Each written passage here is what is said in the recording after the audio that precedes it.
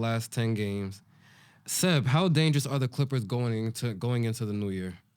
Towards the new year, if everybody stay healthy, I believe they're a top four team within the West right now. I feel like they've been creeping up in the standings with this win streak going on. A rejuvenated team that after a atrocious start, losing like seven in a row, that we really seen how this team has, really came together thus far.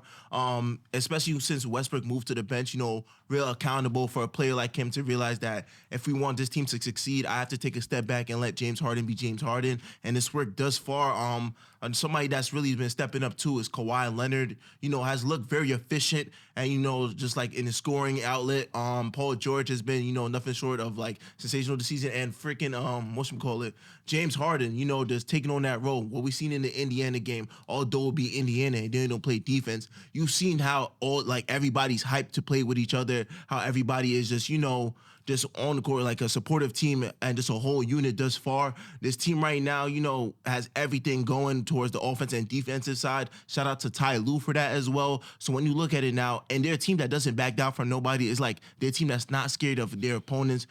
Key wins against the Denver Nuggets, the Golden State Warriors, the Dallas Mavericks, teams that have started out with better records than them. But as you see now within this win streak, we're starting to see what this team is fully capable of. So if everybody's willing to stay healthy, and for the next year, we should be seeing a team that's top four in the West. Jalen? Yeah, same thing with Seb. I definitely feel like this is definitely a top four team in the Western Conference. Big shout out to Ty Lue. I definitely remember him saying it's not about like him trying to implement his system. It's about how he can complement the players around him and put them in their full potential. Watching them early on, I definitely feel like it was a struggle to figure out what they wanted to run, what they wanted to do on offense, and kind of just everybody wasn't just familiar with each other. The chemistry wasn't there, but now you kind of see, James Harden, we know how efficient he is as a pick and roll player. They've been running a lot of pick and rolls. Kawhi needs to ISO a lot. So you feel me? I've been seeing a lot of pick and rolls with James Harden and Kawhi. And then they're creating a mismatch for Kawhi to get the smaller play on him. It's been definitely a pleasure to see. It's just more flowing. It's more quicker. They're not running down the shot clock, as much. I definitely feel like, and for the first time, like in a long time, I feel like Zubac is actually an important part of the team. I definitely feel like he's implemented more. He has the pick and roll with James Harden has been involving him more and making him make more decisions, passing wise or scoring wise, and also to just shout out to the other people on the bench as well. Amir Coffey stepped in when Paul George was injured, 19 points as well. And then Terrence Mann has been always a compliment. And then you have Kobe Brown, the rookie. I definitely feel like he's still getting his flow into things, but I see like he's kind of understanding where he fits in with the group. And then lastly, I feel like Russell Westbrook has been spectacular as well. And I don't mean this like in any slight way. I know Russell Westbrook's is a Hall of Famer, definitely. But when I watch him, I definitely feel like he kind of brings that same type of energy Pat Bev gave in the past, but he's just a way better player. Because you could kind of tell once Russell Westbrook gets in the game, it's a whole different type of game than when James Harden's in the game. So it's like two different teams, basically. And that you could just feel the intensity and then the pace that they're running at when Russell Westbrook goes in.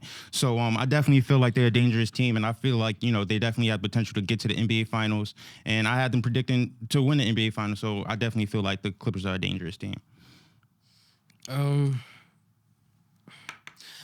Clippers are going to be a dangerous team going into the new year. They're healthy. The first time Kawhi and PG have played 24 or 25 games start season since coming together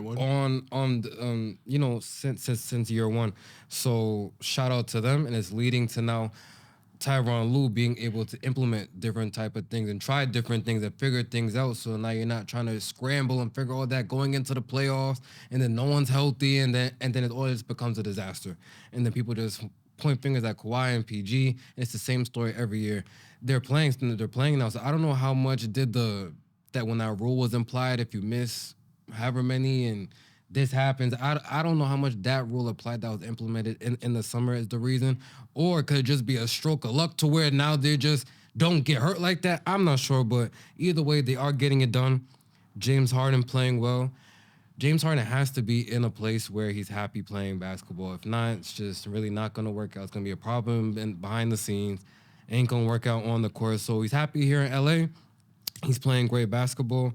The MVP of the team to me has to be Russell Westbrook for taking that role of coming off the bench, saying that he lives for seeing other people happy and he knows what his teammates need. So, even to Seb's point during that during all their games, really during the win streak they did have, just the great energy off the bench. Well, the great energy I'm seeing from the bench, I think I seen when they was playing Dallas, and I think Kawhi hit a Euro step, and then you got the whole team just doing Euro steps. So I feel like everything is just working well right now, but I don't really care that much. I need to see this in the playoffs. Like, I'm not gonna judge this Clippers team on the regular season. I just don't care. Like, Kawhi and PG, I really know what they can do in the regular season. They're great players. Same thing with Russ and James Harden. Great players, but they have to get it done in the playoffs when it matters most. And until then, you can give them the golf clap, but I'm not gonna throw a parade right now because they're the fifth seed right now. Well, respectable. Yeah, and like to your point too, I feel like the reason why they've been playing a lot of games and kind of getting to the flow is kind of to the point like in the beginning of the season when I said like they finally had a training camp and you could finally to the point where you said like Ty Lue could actually run those plays at the start of training camp, know what everybody roles is, know what he wants from everybody. So I definitely feel like that training camp, especially just having your two best players healthy, kind of gives you more freedom and more leeway to try different things and more for you to experiment and put different people in different positions as well. So I didn't speak about Kawhi, but I'm not like too like surprised. Like that's my guy. Like you feel me? So I just feel like he's been doing what he's been regularly doing. I just feel like it's more easier for him now, just having more space and for more freedom. So big shout out to him. All right, Seb,